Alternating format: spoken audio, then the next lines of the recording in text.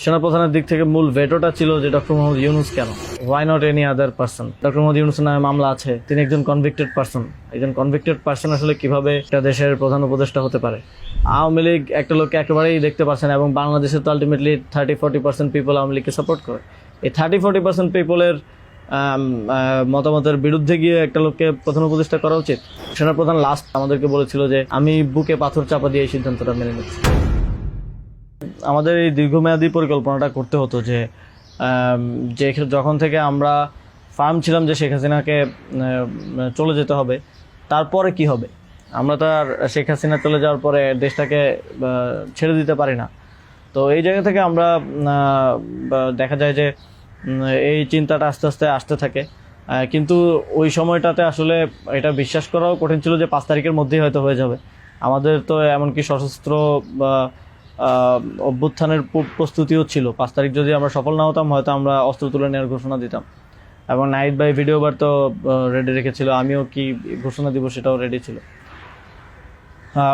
তবে এর আগে আমরা এটা অনুভব করি যে পরবর্তীতে আমরা আসলে দেশটার আসলে কি হবে শেখ হাসিনা চলে যাওয়ার পরে। সেই জায়গা থেকে মানে এটা কোনো কালেকটিভ ডিসিশন এরকম ছিল না, এমন না যে আমরা মিটিং করে ডিসিশন নিয়েছি যে ডক্টর ইউনূসকে প্রধান উপদেষ্টা বানানো হবে বা এরকম কিছু। তখন আমার মূলত যোগাযোগ হয় ইয়ের সাথে, যে যোগাযোগ হচ্ছিল আমেরিকান এম্বাসির কয়েকজনের সাথে। এর পাশাপাশি হচ্ছে সাবেক ছাত্রদলের এক বড় ভাই আছেন শামীম ভাই, উনি মিরপুরে অর্গানাইজার হিসেবে খুব ভালো ভূমিকা পালন করছিলেন। তো ওনার সাথে আমার যোগাযোগ হচ্ছিল। উনি মূলত ওনার যোগাযোগটা ছিল মূলত মুশফিকুল ফজল আনসারি ওনাদের সাথে আর কি। তো ওনার মাধ্যমে আমার ডক্টর আলী রিয়াজ, তারপর হচ্ছে বদির আলম মজুমদার স্যারদের সাথে যোগাযোগ হয়। ওনাদের সাথে আমি কথা বলি। 1 তারিখ যখন আমরা আমাদেরকে ডিবি থেকে ছেড়ে দেওয়া হয়, সেদিন প্রাথমিক কথা হয়, কিন্তু 2 তারিখ মূলত আসল কথাবার্তা শুরু হয়। ওনাদের সাথে কথা বলে এবং ওনাদেরকে তখন আমি জিজ্ঞেস করছিলাম যে ডক্টর মোহাম্মদ ইউনূস কি আসবেন কিনা যদি আমরা আহ্বান করি। তো সবার একটা কমন কথা ছিল উনি আসবেন না, কারণ ওনাকে এর আগেও তো অনেকবার চেষ্টা হয়েছে আহ্বান করার। ওই 24-এর নির্বাচনের আগেও একটা আলোচনা ছিল, এবং এর আগেও 19 সালের দিকে একটা আলোচনা ছিল। এর আগেও যখন তত্ত্বাবধায়ক সরকার ছিল তখনও ওনাকে আনার চেষ্টা করা হয়েছিল, বাট উনি সবসময় পলিটিক্যালি থেকে রিফিউজ করেছেন, দূরে থাকতে চেয়েছেন। তো আলী রিয়াজ স্যারও আমাকে বললেন, বদির আলম মজুমদার স্যারও বললেন যে উনি আসবেন না। আরও যাদের সাথে কথা হচ্ছিল উনি রাজি হবেন না, এই ধরনের একটা কথা ছিল। বাট আমি সরাসরি ওনার সাথেই কথা বলতে চাই, এবং তখন হচ্ছে শামীম ভাই আমাকে ওনার বর্তমান যে এপিএস সাব্বির ভাইয়ের নাম্বার দেন। তো সাব্বির ভাইয়ের সাথে যোগাযোগ করার পর সাব্বির ভাই আমাকে বলেন যে আমি তো স্যারের সাথে নাই। তো স্যারের সাথে মঈন চৌধুরী নামের একজন তখন স্যারের প্রাইভেট সেক্রেটারি হিসেবে কাজ করছিলেন। তো সাব্বির ভাই আমাকে মঈন চৌধুরীর নাম্বার দেন। মঈন চৌধুরীর সাথে আমি যোগাযোগ করি 2 তারিখ কি 3 তারিখ হবে, এবং ওনার সাথে আমার কথা হয়। এবং উনি তখন বলছিলেন যে স্যারের একটা ছোটো সার্জারি আছে। স্যার তখন ফ্রান্সে ছিলেন। তো সার্জারি আছে, এবং পরবর্তীতে আমি ওনাকে মেসেজগুলো ক্লিয়ার করার চেষ্টা করি যে আমরা চাচ্ছি এমনটা। তো উনি স্যারের সাথে কথা বলেন। স্যার আমাদেরকে পরে একটা মেসেজ পাঠান যে তোমরা যেটা করতেছো আমি তোমাদের সাথে আছি আর কি। এটা হচ্ছে 2 তারিখের দিকে স্যার একটা মেসেজ আমাদেরকে পাঠান থ্রু মঈন চৌধুরী, কিন্তু তখনও কথা হয়নি। স্যারের সাথে আমার প্রথম কথা হচ্ছে, মানে আমি বারবার ইনসিস্ট করছিলাম সরাসরি কথা বলতে, কারণ সবাই অনুৎসাহিত করতেছে যে স্যার আসবেন না, আদার অপশনস দেখার জন্য, প্রধান উপদেষ্টা হিসেবে অন্য কাউকে দেখার জন্য অনেক নামও আসতেছিল, অনেক নামও সাজেশন আসতেছিল। কিন্তু আমার চিন্তাটা ছিল যে আমাদের যে অর্থনৈতিক ভঙ্গুর পরিস্থিতি, তারপরে একটা বিশেষ পরিস্থিতিতে আমরা সরকার গঠন করলে সেটার জাতীয় আন্তর্জাতিক যেই স্বীকৃতির ব্যাপার আছে, এগুলো আসলে ডক্টর মোহাম্মদ ইউনূস ছাড়া পসিবল হবে না। তো সেই জায়গা থেকে আমি বারবার যোগাযোগ করার চেষ্টা করি। পরে মঈন চৌধুরী স্যারের সাথে আমাকে কথা বলিয়ে দেন। সম্ভবত ওনার নাম্বার থেকেই প্রথম কথা বলা হয়, এবং স্যারকে আমি অ্যাপ্রোচ করার পরে স্যার আমাকে বললেন যে আমি হচ্ছে তোমরা অন্য কাউকে ভাবো। এটা সম্ভবত 3 তারিখ। স্যার বললেন যে, এবং স্যার কয়েকজনের নামও বললেন যে তোমরা ওনাদেরকে ভাবতে পারো। এর মধ্যে 2-1 জন আমাদের উপদেষ্টা পরিষদেও আছে এখন। স্যার বলেন যে আমার লাইফটা তো ডিফারেন্ট, আমি ওইখান থেকে আসবো কিনা।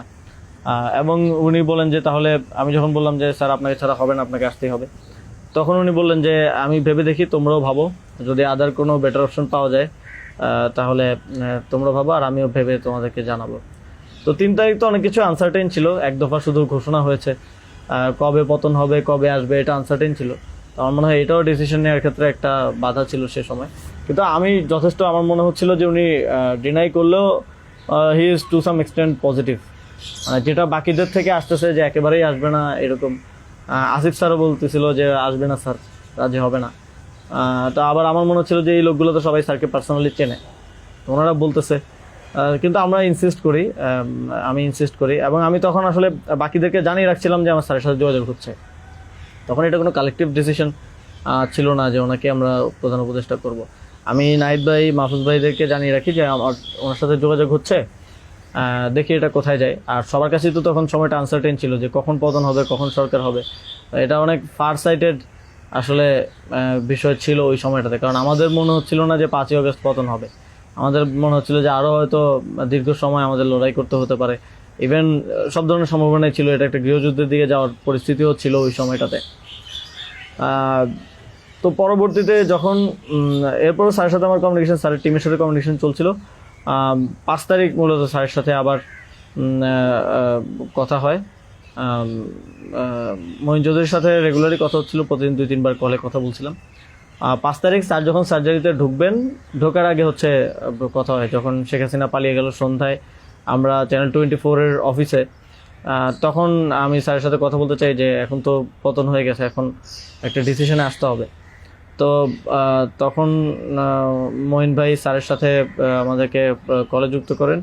তো চ্যানেল 24 অফিসেই নাহিদ ভাই আর আমি আমার ফোন থেকে লাউডস্পিকারে স্যারের সাথে কথা বলি।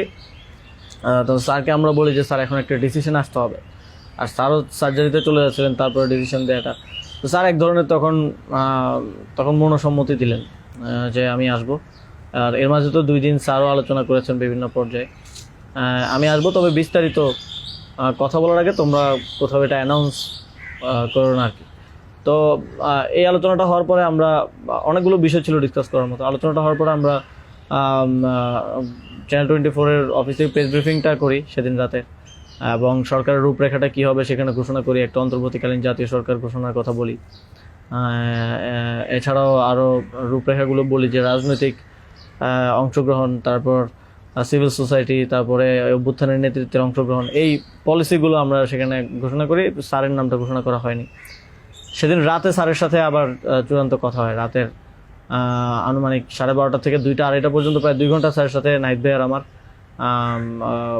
কলে কথা হয়, এবং সেখানে আমরা বিস্তারিত বিভিন্ন বিষয়গুলো আলোচনা করি, এবং স্যারের কিছু কনসার্ন ছিল সেগুলো আমরা ডিসকাস করি যে এটা আবার 1-11 মতো একটা সরকার হবে কিনা, মানে আমরা ক্ষমতায় বসবো কিন্তু পেছন থেকে আর্মি আমাদেরকে চালাবে কিনা, অথবা অন্য কেউ আমাদেরকে ডিক্টেট করবে কিনা। স্যারের কনসার্ন ছিল এটা। স্যারের কনসার্ন ছিল যে আমি আসলে আমাকেই স্বাধীনতাটা দিতে হবে, আমি আসলে এটা আর্মি রান করবে কিংবা পেছন থেকে কেউ রান করবে, এটা হলে আমি আসবো না। তো আমরা স্যারকে বলেছি যে আমাদের পজিশনে এটাই, যে গভর্নমেন্ট যদি আমরা ফর্ম করি, গভর্নমেন্ট স্বাধীনভাবে কাজ করতে হবে, এবং এখানে সেনাবাহিনী কিংবা অন্য কোনো অথরিটি যদি হস্তক্ষেপ করতে চায়, সেক্ষেত্রে আমরা মাঠ থেকে সেটাকে চ্যালেঞ্জ করবো আর কি। তো এই ধরনের একটা নিশ্চয়তা স্যারকে আমরা দিই আমাদের এন্ড থেকে।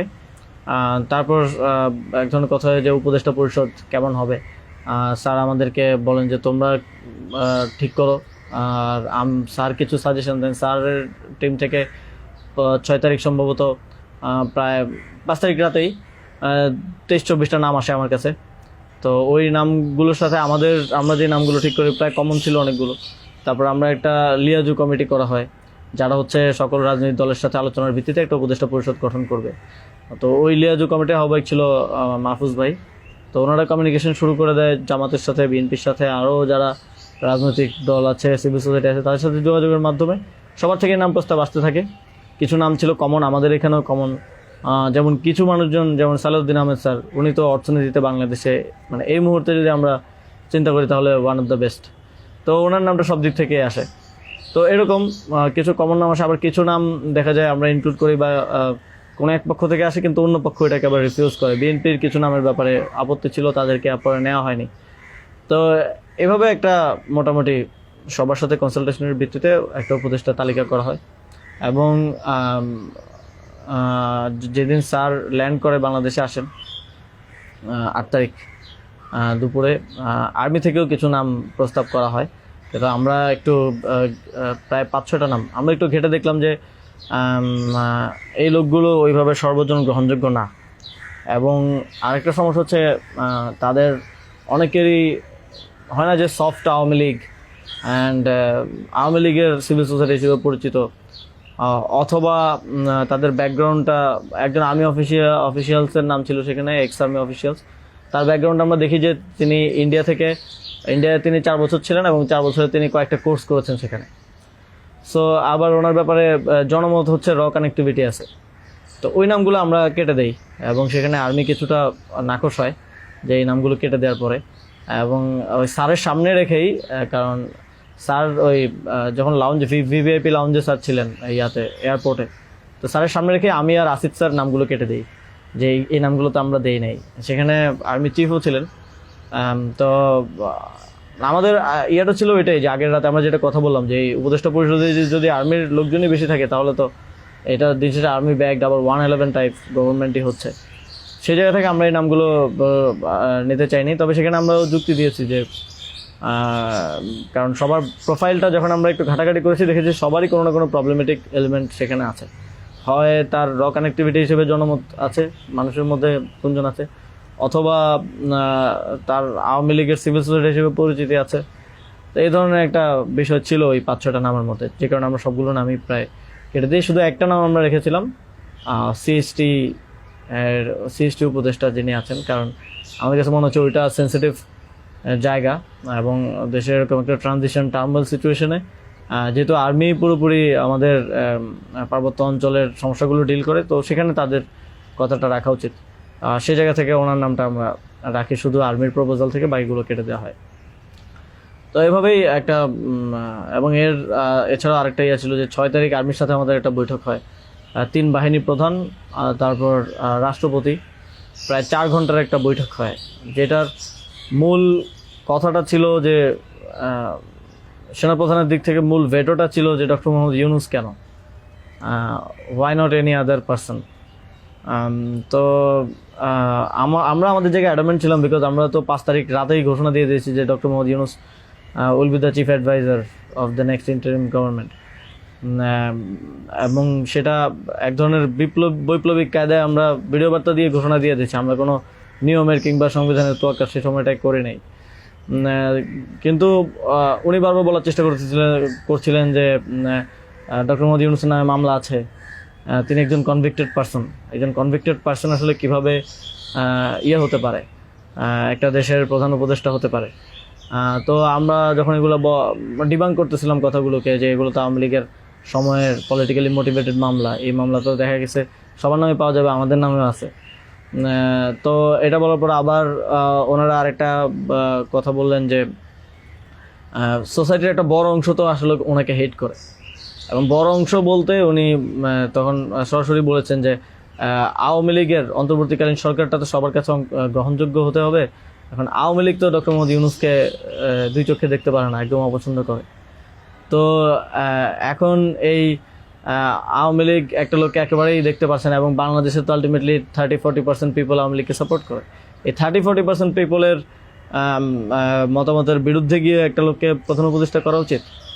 তো আমরা তখন বললাম আওয়ামী লীগ এমন কিছু না যেটা নিয়ে এখন আমাদের কনসার্ন হওয়া উচিত। আওয়ামী লীগকে আমরা পরাজিত করেই এই প্ল্যাটফর্মে আসছি, এখানে আমরা বসছি। আওয়ামী লীগ কি চাইলেও না চলে এটা এখন আর ম্যাটার করে না কোনোভাবেই। কিন্তু উনি বারবার এই কথাটা ঘুরে ফিরে বলতেছিলেন যে এই সরকার তো একটা নির্বাচন আয়োজন করবে, এই জন্য বিএনপি আওয়ামী লীগ সবার কাছে এই সরকারের গ্রহণযোগ্যতা থাকা প্রয়োজন। আওয়ামী লীগ তো ডক্টর মোহাম্মদ ইউনূসকে একেবারেই দেখতে পারে না, ওনাকে আওয়ামী লীগ মেনে নেবে না উনি আসলে। কিন্তু আমাদের কথা ছিল যে আওয়ামী লীগ তো এখন আর এই মুহূর্তে ডিসিশন মেকিংয়ে আওয়ামী লীগ ম্যাটার করে না। এটা গণহত্যা ঘটনার পরে সে কি ভাবলো বা তার কি পজিশন, দ্যাট ডাজন্ট ম্যাটার। এরপরও ওনারা নানা ধরনের যুক্তি দিতে পারে, এবং শেষে 4 ঘন্টা এই বিষয়ের উপরে ডিসকাশন হয়। 4 ঘন্টা, আধা ঘন্টা হয়তো অন্যান্য ইস্যুস নিয়ে ডিসকাস হয়েছিল, বাট 4 ঘন্টা প্রায় 3.5 ঘন্টা এই ইস্যু নিয়ে ডিসকাস হয়। তো এখানে আসছিলাম আমি, নাহিদ ভাই, মাহফুজ ভাই আর নাসির ভাই। আর বাকি আমাদের সাথে যারা ছিল তারা বাইরে অপেক্ষা করছিল। আসিফ স্যার ছিল, তারপরে তানজিমুদ্দিন স্যারও ছিল, আরও সমন্বয়িকা ছিলেন আরও 10-12 জন, সবাই বাইরে অপেক্ষা করছিল আর কি এই 4 ঘন্টা। তো তারা বারবার 2বার হচ্ছে বিরতি দিয়ে আমাদেরকে আবার ভাবতে বলে আবার চলে যেত, আবার এসে আবারও একই জায়গা থেকে কথা শুরু করতো। মানে আমরা বুঝতে পারছিলাম যে ডক্টর মোহাম্মদ ইউনূসকে এখানে এস্টাবলিশমেন্ট কোনোভাবেই চাচ্ছে না। আর আমাদের কথা ছিল আমরা ঘোষণা দিয়ে দিছি, এবং আমরা এক ধরনের হুমকি সুরে সেখানে বলি যে যদি এটা রাষ্ট্রীয়ভাবে না হয়, যদি রাষ্ট্রপতি ঘোষণা না দেয় ডক্টর মোহাম্মদ ইউনূসকে প্রধান উপদেষ্টা হিসেবে, তাহলেও আমাদের কিছু যায় আসে না, কারণ আমরা অলরেডি ঘোষণা দিয়ে দিয়েছি। আমরা আমাদের তৈরি করা উপদেষ্টা পরিষদ নিয়ে শহীদ মিনারে গিয়ে শপথ নিব। এই হুমকিটা দেওয়ার পরে তারা একটু মানে নড়েচড়ে বসে, এবং তারা গিয়ে রাষ্ট্রপতির সাথে ডিসকাস করে আসে। এবং সেনাপ্রধান লাস্ট আমার মনে পড়ে আমাদেরকে বলেছিল যে আমি বুকে পাথর চাপা দিয়ে এই সিদ্ধান্তটা মেনে নিচ্ছি। এবং আমাদের জায়গাটা ছিল খুবই রিজেক্ট, যে ডক্টর মোহাম্মদ ইউনূসকে না আনতে পারলে এখানে একটা শক্ত সরকার গঠন করা পসিবল হবে না। এবং আর্মির যেই মোটিভেশন ছিল, এটা আবার 1-11-র মতো একটা সরকার গঠন করার তাদের মোটিভেশন ছিল। যখন তারা নামগুলো দেয়, 6টা-7টা উপদেষ্টার নাম দেয়, তখন এটা বোঝা যায় এবং ডিকটেট করার এক ধরনের। তো আমরা যদি এখানে অন্য কাউকে নেই যার পার্সোনালিটি এত স্ট্রং না, তাহলে আলটিমেটলি আমরা আসলে অন্য কারো দ্বারাই পরিচালিত হব, ড্রিভেন হব। এই সরকারটা আত্মনির্ভরশীল একটা স্বতন্ত্র সরকার হতে পারবে না। তো তারপর তো ঘোষণা দেয়, রাষ্ট্রপতি ঘোষণা দেয় ডক্টর মোহাম্মদ ইউনূসকে প্রধান উপদেষ্টা হিসেবে 6 তারিখে, এবং 8 তারিখ হচ্ছে পরবর্তী উপদেষ্টা পরিষদটা গঠিত হয়। 8 তারিখ শপথ অনুষ্ঠানটা হয়। স্যার যখন সার্জারি শেষ করে দেশে আসেন, তারপর ওই দিন সন্ধ্যায় সরকারটা গঠিত হয়।